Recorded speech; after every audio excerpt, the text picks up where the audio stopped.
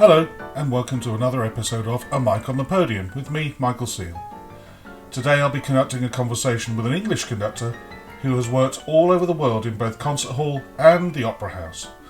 He is currently chief conductor of the Bergen Philharmonic and starts as principal conductor of the London Philharmonic in 2021. I'm delighted to chat to Ed Gardner. Hi Ed, wonderful to speak to you. It's great to speak to you too, Mike. It's been a while, and I'm speaking to you from Oslo, where I'm sitting all this strange period out. And it's scary for our profession, isn't it, at the moment, but I'm loving the time to think and study new music. New music to you? Pieces you didn't know? Yeah, do you know, one of the big projects I've been doing is looking through all the commissions the LPO have done over the 90 years of their existence, looking forward to 2022, where they'll celebrate their 90th birthday, and just seeing what pieces we can resurrect. Because a big thing, I don't know if you find it, but the big thing for us in what we do is that a lot of pieces get played once, and very few then make that journey to the second, third, fourth, fifth performances. And I think, you know, part of our job is to give those pieces a helping hand.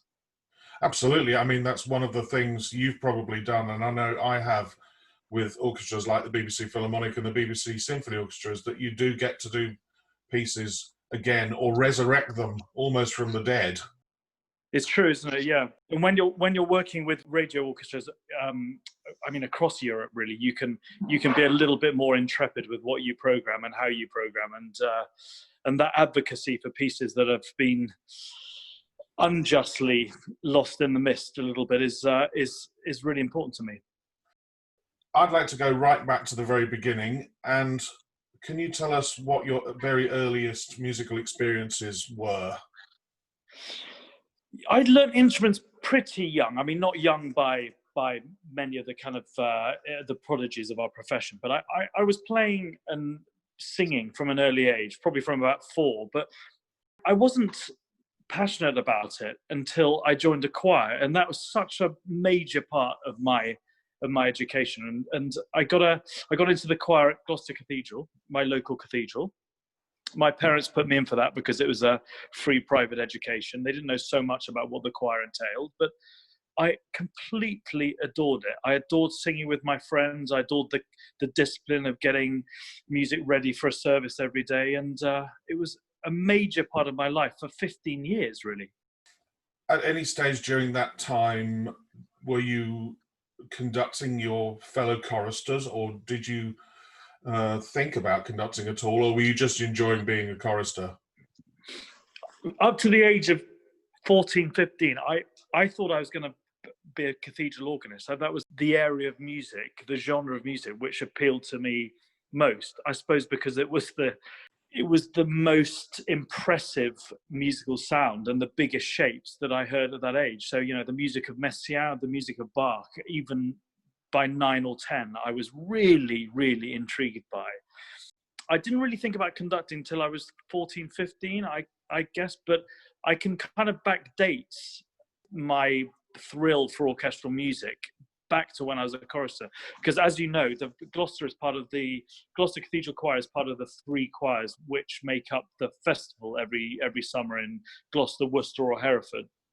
And we got a chance to do massive choral works with, at that time it was the Liverpool Philharmonic, and it went on to be the Philharmonia. But I can remember being in that huge choir for Mahler 8 under my organist John Sanders, and the impact that size and scale of musical thought had.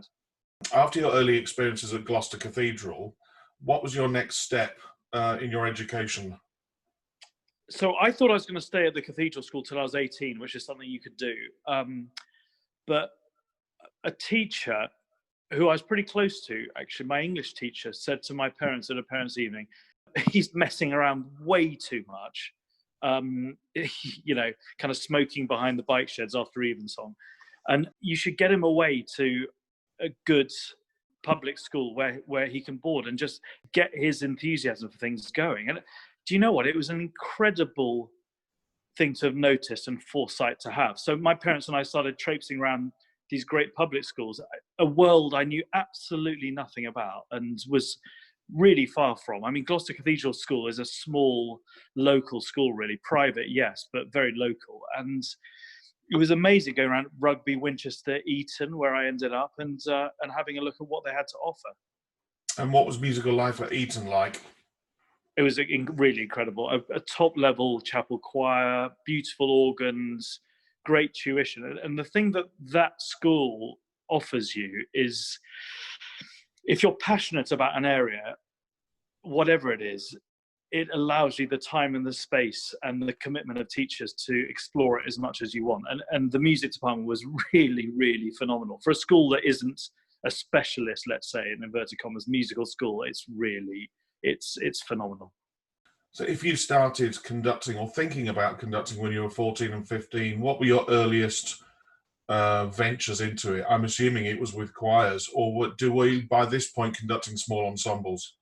It was all with choirs, and my even up till 18, even through university, my musical experience was much more choral based and vocal based than it was orchestral. So the director of music then, Ralph Forward, was wonderful about allowing boys to conduct bits of the services with the chapel choir. That was a huge thrill, and I used to do that quite a lot. I put together choirs myself, both within and outside the school to give concerts, and I did a lot of piano accompaniment, and that was the thing that I thought at one stage I'd move on to next. I absolutely loved accompanying singers, and getting to know texts and how a song is put together, how a song cycle is put together, and really working with the singer on a voice for individual pieces and cycles. And I thought about that for a long time. I mean, into university, I was thinking that would be something that I would do.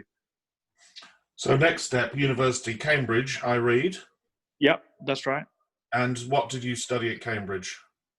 I studied music and I sang in King's Choir, which was, it's great to have that 2 hours of discipline a day, because there's a lot of swanning around, listening to pieces of music and trying out lots of new things, but lots of coffee. I remember Joe Crouch, who's now a wonderful Baroque cellist. We used to just meet every morning and listen to various bits of music. Every day for 2 hours, we'd settle down, go into the chapel and focus on, that teamwork, the discipline, and the thrill of making music together. But it was there that I really started conducting orchestras, and Cambridge is great for having a lot of high-level musicians. A lot of NYO musicians, National Youth Orchestra musicians, go to Cambridge after school, and the level is extremely high. So I conducted a lot while I was there without any real knowledge of how to do it, but I got a certain amount of experience. And I mean, that's where a lot of people form their ideas of what they want to do later in life when they're at university. I suppose when you went to Cambridge, you may have started with one idea of what you wanted to be, and by the end decided that actually conducting may well be for you. Yeah, now I'm sort of mid-career-ish. I mean, I'm well into it. I can I look back and I think I wasn't particularly normal in that. I mean, I wasn't confident about being able to do it by any means at that age. And you don't know, do you, as a conductor? I mean, you don't make a sound, you don't practice on your own, and your only opportunity is to stand in front of this group of people. And it took me a long time, really a long time, to feel like I had something to offer. I mean, well into my career, actually. So I charted this path for myself, and I loved it passionately, but I didn't really know if I was any good at it. But it was really important for me after Cambridge to go to the academy and do a proper course and just be with practical musicians and people who spoke through their instruments and through their voices, and be in that environment and try and find my own way through. So that was a postgraduate course at the Royal Academy, studying with Colin Metters? Colin Metters, exactly. Yeah, that's right. And it's a very serious course. It's 3 years, which is a long time, and to be in an institution. But I look back on my time at the academy with fondness and huge gratitude, because it's an institution which I think enables and gives confidence wonderfully, and I keep my ties with it very, very close. And the vice principal at that time was Jonathan Freeman Atwood, who's now the principal of the academy, and I think he does the most incredible job. academies and music colleges went through a new birthing process, a regeneration when people had to pay bigger fees. I mean, after I went there, and I was worried for them at that time. But what I found going back into the academy, and actually all music colleges, the Guildhall, the Royal Northern, is that there's a seriousness about the students and an overt passion, which is even stronger than when I was there. And I think when those institutions do it right, they're some of the greatest places for music. No, you're right. Absolutely right. Can you elaborate on your conducting classes at the academy? What did Colin Metters concentrate on? Was he very much into stick technique, or was he very much into score learning, or was it a whole overall package? Colin Metters at the academy was, I would say Colin was mostly about how you were as a conductor, about your technique and how you came across and the psychology of that, than score learning. We did it through scores, but he spoke most clearly when he was talking about the physicality of it. He wasn't the only person we saw. We had a lot of George Hurst, who is a great teacher of scores. And I mean, very specifically his version of those scores, but nevertheless great. And there are things of his that going through a piece like La Mer with George was a revelation. There are things I can remember him saying when I do that piece 20 years later. It was, I don't want to say it's academic, but it was certainly more technical than emotional as a course. And the big positive I think it's left me with is, in a way, the ability to know the problems you're causing as a conductor, and to be able to analyze your own physicality and get better in the career. So I think it sets you up, so long as you do have a career, it sets you up for improving, hopefully till the day you pack your baton away. I mean, it's very interesting in the fact that one of the things you learn is something that many conductors, I think, would benefit from, which is knowing that what you've done has caused something to go wrong. Yeah, it's a slippery slope, that one. You don't want to know too much, but as conductors, we don't get the practice time that instrumentalists or singers get. And a 35-year-old conductor is not a formed, unless they're very, very special, they're not a formed musician. And you want to have in your suitcase the psychological ability to analyze what you're doing.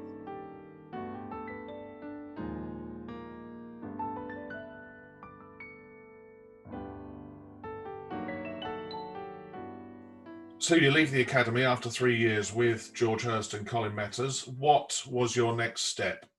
I assisted for a very long time, that thing of being an apprentice to other conductors. And my big break was going to the Salzburg Festival, and as a pianist, as a repetiteur. And they looked after me incredibly over 3 glorious summers. And I did everything on that level that I could do. I was assistant chorus master to the great Donald Palumbo, now the chorus master of the Met.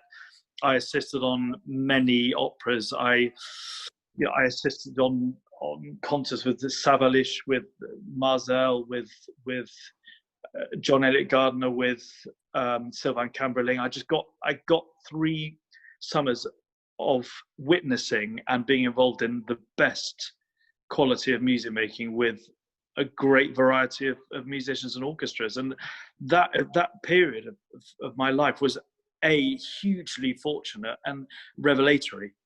It's wonderful, isn't it? I mean, what an opportunity. I would imagine you learned so much during that time. Yeah, it was a very pure time, being, spending early June to the end of August, spending 3 months in that gorgeous small city. And just, I said to other people recently that the remarkable thing is you could hear 4 of the world's greatest orchestras rehearsing or performing in one day, every day. And that's just extraordinary. I mean, it's gold dust, really, in our profession. So going on from there, your next assistant job was back in the UK with the Halle Orchestra. How did that come about? Did you have to audition and apply, or were you offered it by the Halle or by Mark Elder personally? Yeah, it's a strange one. That I'd already been doing quite a lot of assisting in the UK, and John Elliott Gardner had been really kind to me. I'd done a lot of things with his ORR orchestra, his big Schumann project and Berlioz projects, and learned a huge amount from John Elliott. The Halle job came about rather like being what they say about being an English opening batsman. The best English opening batsman is the one who isn't currently doing it. And they had auditioned, and I was in Salzburg, so it had passed me by, and they hadn't found anyone. So Mark had heard of me, I think because I'd been watching rehearsals and doing a little bit of assisting already at Covent Garden. He'd heard of me through David Cyrus and people there, and yeah, he gave me a call, and I went up and I did an audition, and I was petrified in front of that orchestra. I don't know if you've had this experience, but there's an infinite chasm between conducting a scratch orchestra or a student orchestra and a fully formed professional orchestra who have their own sense of rhythm, their own sense of attack, their own sense of where they play on your beat. And it was it took me, I'm still learning it, but it really is a different profession when you start to work with orchestras on that level. Well, in that regard, I was lucky in the fact that I knew how the orchestra was going to respond the first time I conducted a professional orchestra. The problem was... That's a CBSO. Yeah, I was looking out at 85 people who knew me backwards as a violinist and as a person. Which has its negatives as well as its positives, of course. You know. Absolutely, yeah.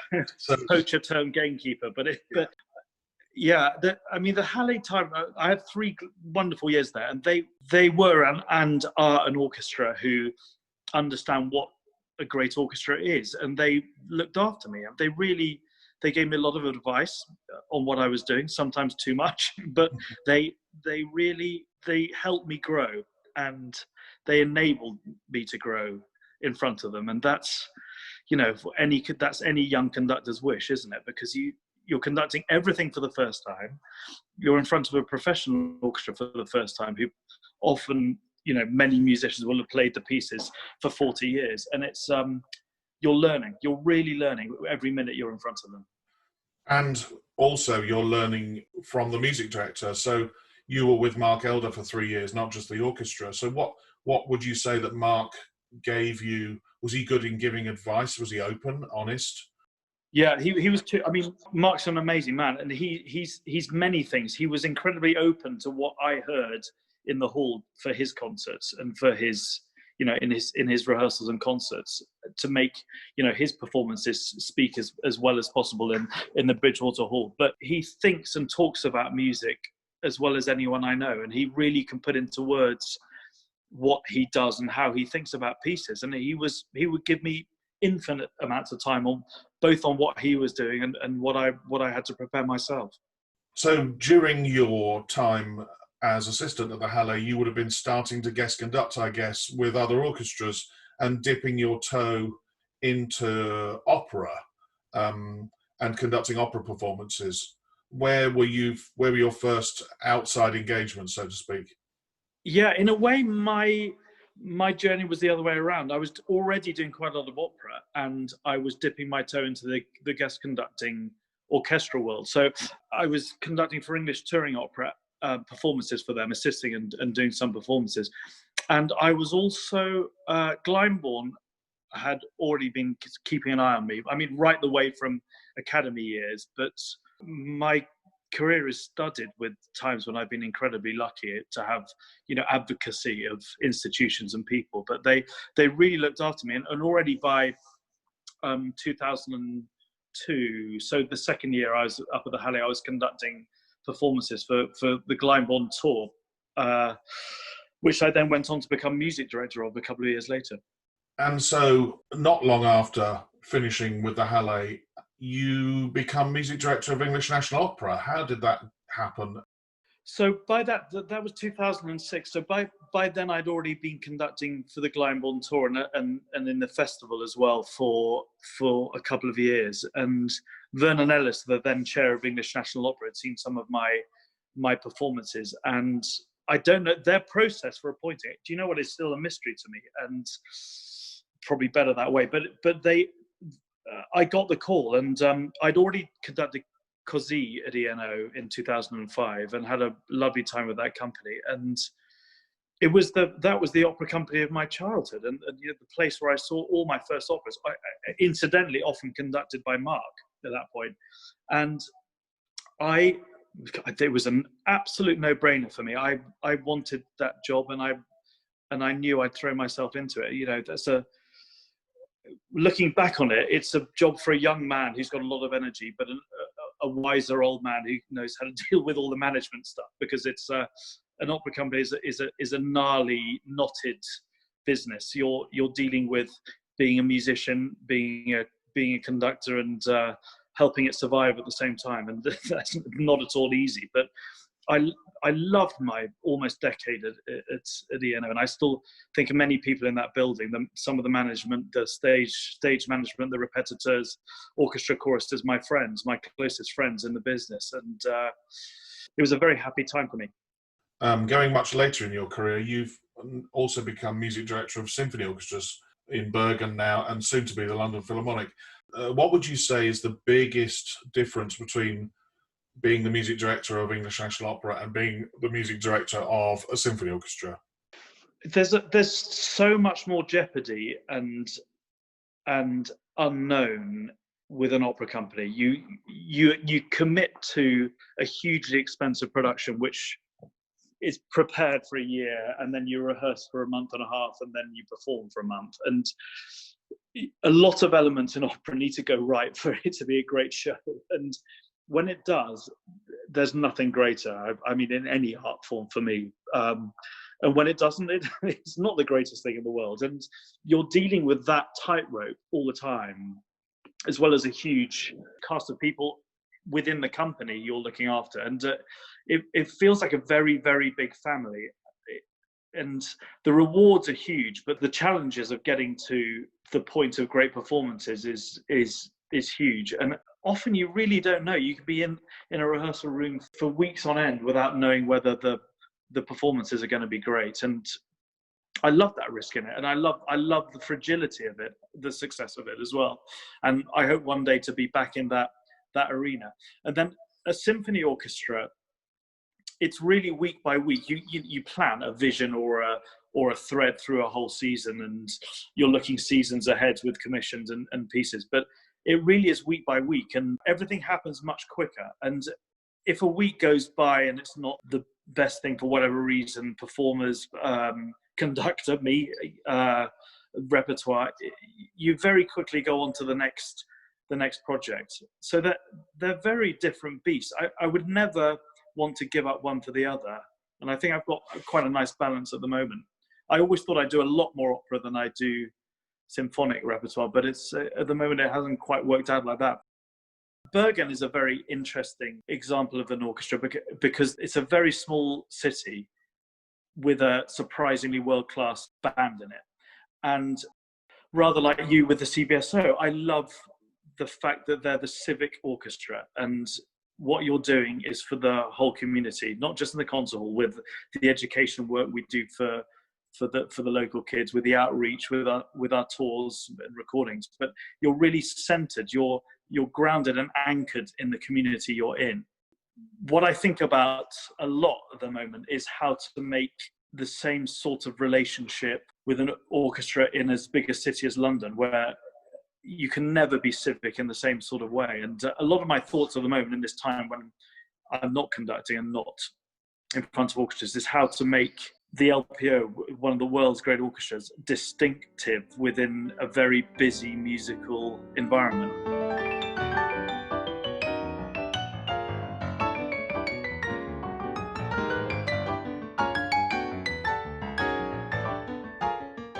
An exciting announcement not so long ago that you were going to become the music director of the London Philharmonic, as you've just said.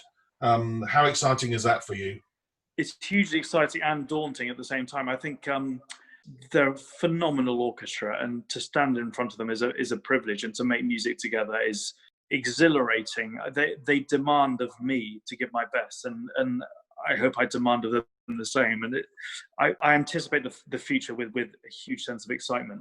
I think the daunting part of it comes with how to make an orchestra distinctive within that very busy environment of London, and a city which is not centered around one orchestra. It's not civic in the way that a Birmingham, a Halle in Manchester, or a Bergen orchestra are.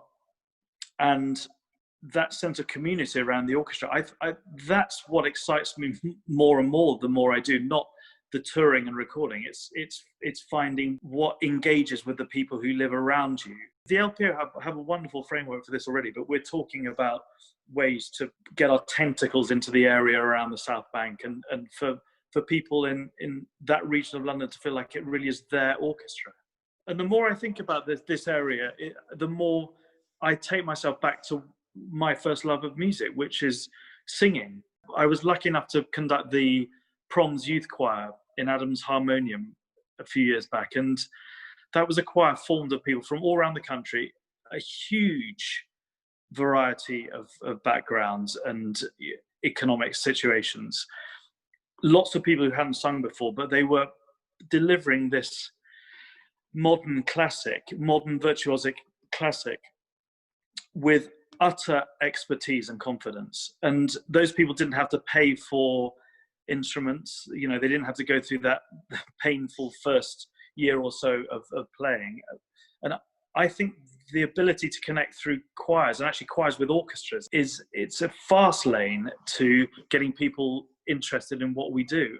And then, of course, instrumental playing can come from that, and more musicians for our orchestras and our appreciators in the future. But I think choir singing and community singing is one of the great crusades I'll have in the future. I wanted to ask you about two jobs. I'm not sure whether you were doing them simultaneously at any stage, but you were principal guest conductor of the City of Birmingham Symphony Orchestra and also principal guest of the Bergen Orchestra. What would you say the differences are between, for instance, working in Birmingham as a principal guest and working in Bergen as a principal guest? They were very different jobs for me, because already I was leading up towards music or chief conductor in Bergen, so it was a journey towards that in Bergen. And you know, we were finding each other, getting to know each other, doing a lot of recordings and a lot of repertoire. But that was it was an engagement before a marriage in Bergen, in a way. Birmingham was I had wonderful years with the CBSO, and it was a great time for the orchestra with Andrus conducting as their music director. My repertoire, I was able to do repertoire that came in at the sides and around Andrus's repertoire, and we did so many interesting projects there, and a wide range of music. And I felt really part of that family with the CBSO. I still do, actually, when I go back. In my role as either assistant, and then it changed to being associate conductor, but I've always got to know the music directors and the principal guest conductors as part of the family. You know, I'm not kept to one side. It's encouraged that we all get to know each other. Absolutely right. I mean, you find this in Scandinavia as well. There's a lovely democracy. You don't feel anyone feels that they could say anything to anyone else, and there's a feeling of mucking in and just being together. I mean, I suppose with the CBSO, that goes back to Simon, who, you know, is one of the first great collaborative conductors in that way, and that personality of the orchestra has stayed to this day. I remember playing for you first in 2005 when you came and conducted a Mozart program, and I played for you many, many times in the CBSO. But also I prepared a program for you for the CBSO Youth Orchestra when you came and conducted Bruckner 4. Are youth orchestras something that you enjoy conducting? And if so, why? And whilst I'm here asking this question, why do you conduct youth orchestras when some of our colleagues won't conduct youth orchestras? I think I'd be very happy if a huge amount of my work was with the youth orchestras, because there's no issue with level or aspiration with the musicians. They're there because it's the one thing that they feel passionately about at that time in their lives, and they have the time and the capacity to think about the great repertoire you're doing and deliver it to the highest level. And I think as a conductor, with a youth orchestra, you often have more time, and you have to delve very, very deep in yourself to give them what you need. I mean, it is educative. I use that word reservedly, but there's an educative quality And if you take that responsibility seriously, you're having to give everything of yourself to get towards the final result. I mean, and indeed the process is even as important as that. So I love it. I really love it. And it can be a variety of levels and an age group, actually. I had a few years with the Barbican Youth Orchestra, which is a wonderful orchestra set up by Colin Davis to reach into the east of London and find people of a not grade 8 distinction standard, this thing that we're always told a youth orchestra should be. So I mean, I think we talked about grade 5 and grade 6, and that was wonderful to find an orchestra with many musicians who'd never played in one at all. And I love it. I'm always very happy when I have those weeks. It's wonderful, as you just said, when you see the faces of the musicians in a youth orchestra, especially when they've not played in one before, or they've not played in one as good as the one that you're conducting. When things improve so quickly, the faces on the musicians just change to such joyful faces often, when they can hear an instant upward curve of improvement. Well, I remember from my time as a young musician, it changes you so deeply inside, your love of music, but also your love of orchestras. That's so right. And the power of being in an orchestra, being in that organism, and that within that ocean liner, all finding the same route through rehearsals and performances, it's an extraordinary thing. And you talk to people who are in the CBSO Youth Orchestra, the National Youth Orchestra, and they never lose that first feeling. It's something you hang on to. It forms you. It's seminal to what you go on to be as a professional musician. And it's when you're in the profession and you have a mortgage and kids and you're traveling a lot and you have a lot of your teaching, you have a lot on your mind.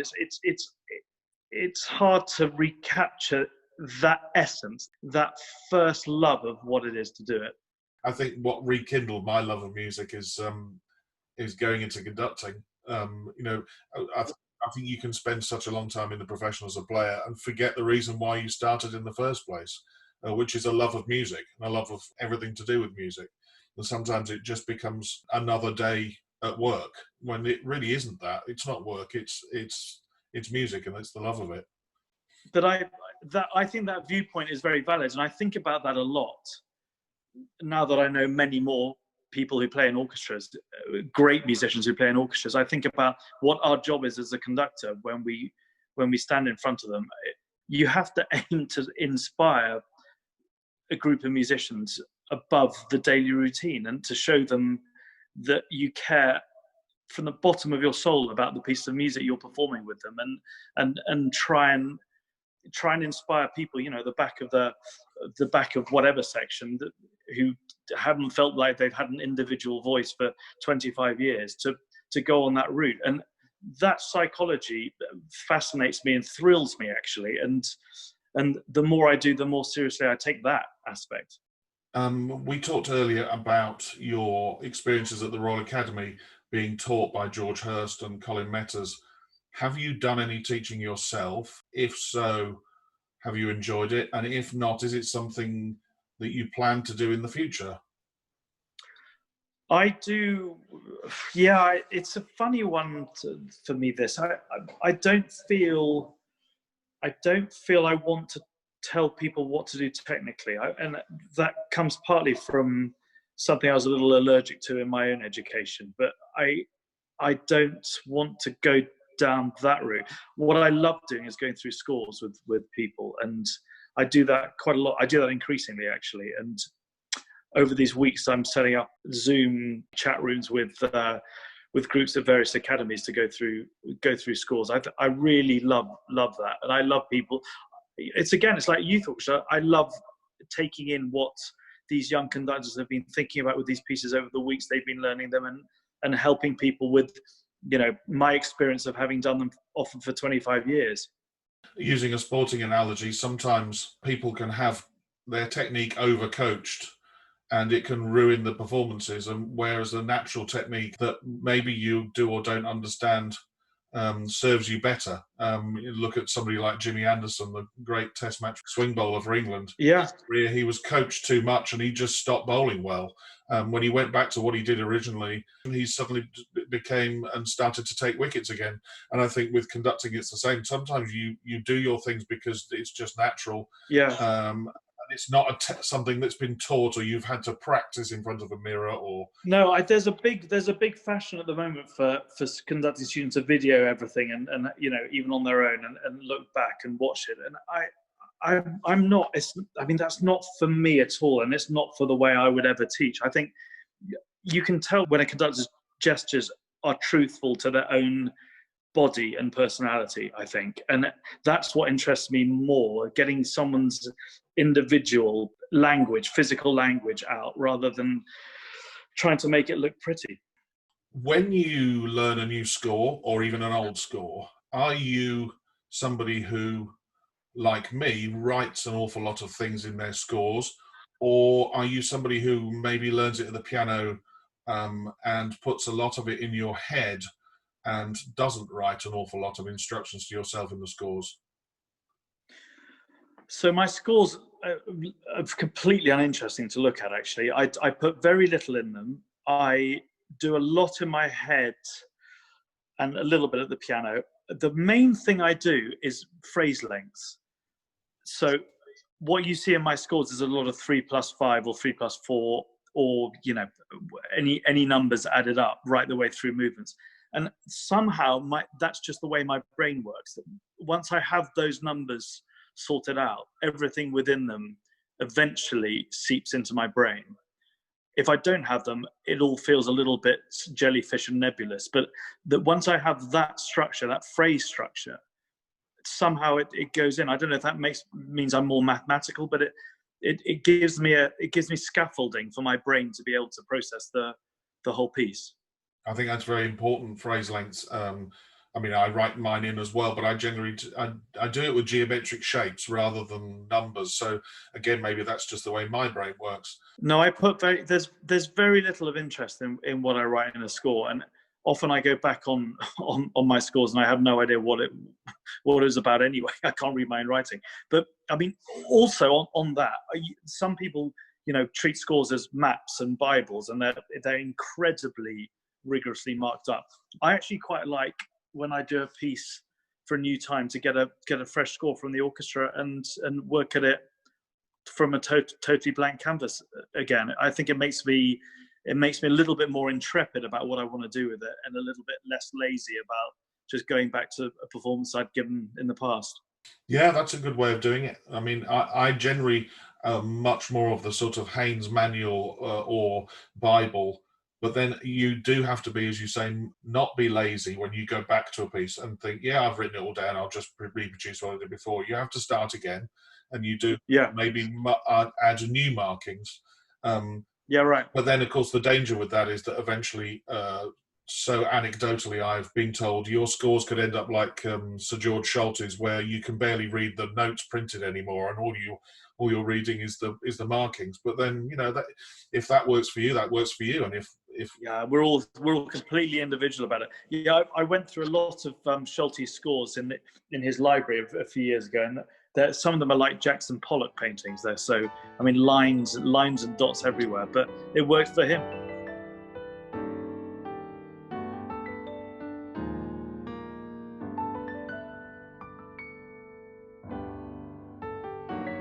So, Ed, in our podcast, every single conductor is going to be asked the same 10 questions at the end of the podcast. So here goes with question 1. What sound or noise do you love, and what sound or noise do you hate? So I'm in Oslo right now, as I said at the beginning, and I'm looking out at the sea. The sound of the sea, the sound of water, is one of, I think, the most soothing and mind-opening sounds you can have in your life, and anyone who lives near water is a very fortunate person. That's a massive love. The sound I hate, okay, this is going to offend some people. The sound I hate is wood pigeons, because they sing with a broken melody that's both kind of melodic and kind of rhythmic. And whenever they're doing it, and obviously you get a lot in the UK, not so many here, thank God. But whenever you have them, you cannot learn music. It's the most annoying sound to have against you. I prefer to have car horns, people screaming abuse in the street than wood pigeons. If you had 24 hours free, what would you spend it doing? That really depends. It depends on how busy I'd been in the previous weeks. I mean, I've got to tell you, I love sitting in the sun. If I'm tired and I've had a busy few months, being with my girlfriend, sitting in the sun, probably a little bit of white wine at lunch. That would be my perfect day. It's something we promised ourselves we would also do, and please feel free to bring your girlfriend along, but we did also promise ourselves that we would spend a day at Lord's watching a test match. Sadly, this summer it doesn't look like that will happen. That really is one of my great pleasures, and yeah, I haven't. Sarah, coming from Sweden and Norway, hasn't had the pleasures of an entire day at Lord's yet, but you know, I will make her soon. Who is your favourite conductor of yesteryear? There are so many to take so much from. I mean, the dullest and most truthful answer is Carlos Kleiber, who everyone will say, I'm sure, because he managed to combine so many beautiful things, incredibly soulful, joyous music making, the technique of a magician, and this ability to talk to musicians and orchestras that was both on the level of the soul of the music itself and incredibly cartoonish at the same time. So firing people's imaginations with every word he spoke. One of my favorite books is Correspondences with Carlos, where he just talked about music in these joyous, naive, but incredibly centered terms. A personal favourite of mine as well. And who would you consider to be a favourite current conductor? Well, there are a few I could mention. I mean, what Simon's done for classical music over the last 30 years is extraordinary. People who run big institutions and keep their artistic integrity whole is a wonderful thing for me. I love what Tony Papano does for that at Covent Garden, and the way that he runs that company and the way he makes you feel as a guest artist. I love how Yannick runs both the Met and Philadelphia Orchestra in the same kind of way, with brilliance and humility. I think it's a wonderful time for hearing a really wide diet of incredible performances and interpretations from conductors. What is the hardest work you have ever conducted? Difficulty comes in many shapes and forms, doesn't it? I think one of the most challenging pieces to center and help in was an opera by Kaya Sarayaho called Adriana Mater, which I did with the BBC Symphony Orchestra, but probably a good 10 years ago now. Because it's the way Kaya writes, you're creating the momentum all the time, and it's very polyrhythmic, and you have to keep on track with the score, but also keep a dramatic line going through it. And I was so exhausted at the end of that performance. It was the premiere. Was it the UK or the European premiere of the piece? I was so exhausted that I forgot to give her a bow on stage. She was sitting in the audience and never got up for her bow because my mind was so boggled by what we'd all been through. Luckily, she eventually forgave me for that. Well, interestingly, my choice of hardest piece had exactly the same ending, exactly the same orchestra, which was the BBC Symphony Orchestra, and a performance of Peter Maxwell Davies's World's Bliss. Really? And he was in the audience. I did exactly the same thing. And I did 2 or 3 on and off stages, and it was only after the 3rd time I thought, oh my God, I better give Peter a bow. Yeah, right. But our minds are screwed at the ends of performances. I mean, and if I have scores there, I'm going to start writing in who to give bows to at the ends of pieces, because I mess that up more times than I get it right, I think. But there are other areas of music that I think are elusive to the point almost of impossibility. I think conducting those great Wagner operas, Meistersinger and Tristan. You know, they're sort of photographic negatives of each other in a way, and being able to find this shape through 4, 5, 6 hours, and the beauty of the individual detail and the underpinning of the text, finding that matrix. I mean, it's a life's work and far beyond, I think, probably, but that's a level of difficulty which I find intoxicating and hugely frustrating at the same time. You kind of need to live with those pieces for many years to get near them, I think. When travelling abroad to conduct, what item could you not leave home without?